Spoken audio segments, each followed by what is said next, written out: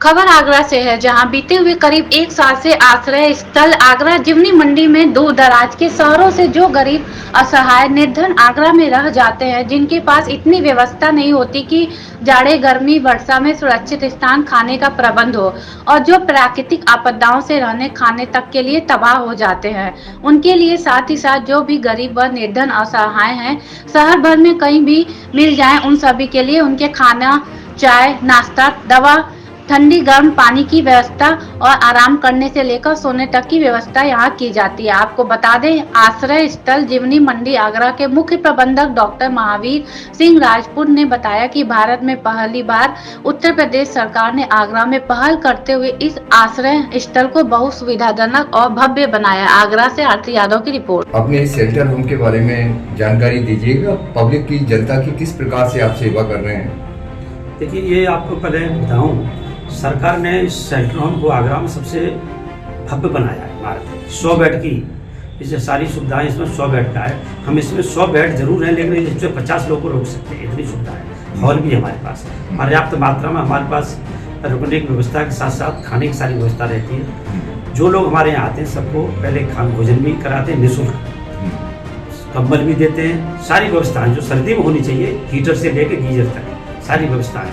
और इसमें हमारा सरकार सहयोग कर रही है, पूरा नगर निगम सहयोग कर रही है, नगर निगम की टीम भी सहयोग कर रही है। सारे आगरा जनपद के जितने हमारे जिले के अधिकारी हैं, उच्च अधिकारी, डीएम चाहे कमिश्नर साहब हों, पीओ डूडा हों, नगर आयुक्त हों, सारा का सहयोग रहता है हमारे साथ। उनका भी सरकार की मंशा है कि कोई भी व्यक्ति सर्दी में किसी भी जगह शहर के किसी कोने में सड़क पर नहीं सोना चाहिए। असहाय निराश्रितों के लिए, असहाय जैसे बाहर से लोग गरीब आते हैं, गरीब है, इनके पास रहने की व्यवस्था नहीं है, मकान नहीं है और सड़क पर सोते हैं लोग, कभी देखा होगा रोड पर सोते हैं। तो उनको हमारा ये मंशा है, हमारा प्रयास रहता है कोई भी व्यक्ति सड़क के किनारे सर्दी में न सोए। ये हमारे नहीं, हमारी सरकार की भी मंशा यही है। कोई भी व्यक्ति, हमारे माननीय मुख्यमंत्री जी बार बार कहते हैं कोई व्यक्ति सड़क पर नहीं सोना चाहिए। तो हमारा स्टाफ ये प्रयास करते हैं, रेलवे स्टेशनों पर जाकर, बाहर जाकर जागरूक करते हैं और यही सभी को संदेश देते हैं। कोई भी व्यक्ति अगर हमको नहीं मिलता है, अगर आपको किसी को भी नजर आता है रोड के किनारे, तो आप आगरा में बहुत और भी शेल्टर होम हैं, कहीं भी किसी को ले जा सकते हैं। अभी ये जो बच्चे आए थे 100 बच्चे जी, इसके बारे में क्या बताना चाहिए। ऐसा इससे 2 दिन पहले एक टीम और आई थी, हमने उसको जैसे रखना चाहिए था घर की तरह उनको हमने रखा, सारी सुविधाएं दी, खाने से लेकर के सोने तक की, गर्म पानी दिया। तो उनको ये परिचय किसी ने बताया होगा, आप जहाँ आगरा जाइए आपको लगेगा नहीं हम शेल्टर होम में सोए हुए हैं। तो इस तरीके ये लोग आए, हम शाम को आ गए थे। जैसे ये लोग आए, हमने सबको चाय की व्यवस्था कराई, उसके बाद शाम को भोजन भी कराया, सुबह भी सबको भोजन कराया। भोजन करने के बाद सब पूरे तैयारी के साथ आप अपने टूर में गए।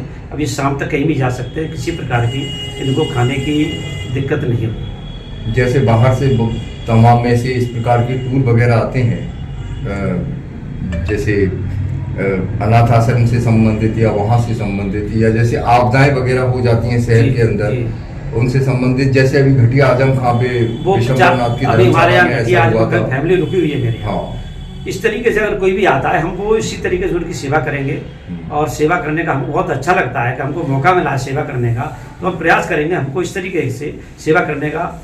भाई साहब, जो आपका स्टाफ लगातार यहाँ पर रहता है सेंटर होम में? हाँ, हमारा स्टाफ 24 घंटे रहता है। किसी वक्त आप आइए, चाहे 24 आप उसको सुविधा मिलेगी। लगभग कितना स्टाफ यहाँ पर? अब इस समय 6 लोग रहते हैं। 6 लोग। ठीक है,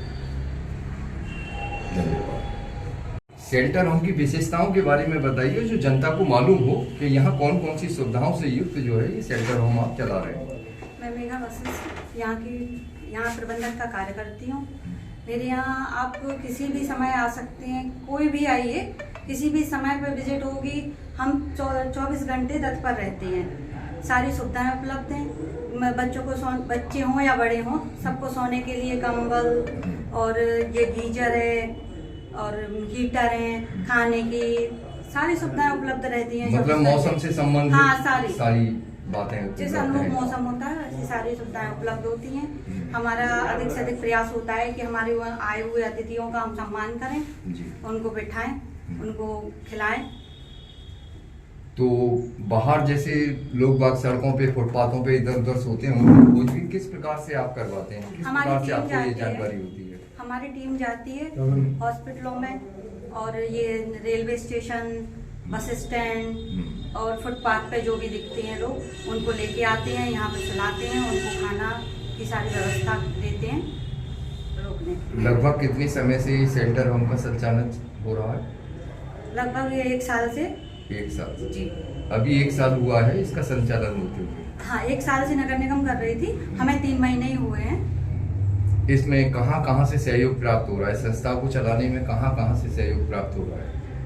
जी अभी नहीं हुआ कहीं से। अभी तो कहीं से नहीं हुआ है। केवल सरकारी प्रबंधन नहीं, से ये अभी सारा तो कार्य हो रहा है। हम अपने पास से ही सारा कर रहे हैं। धन्यवाद जी।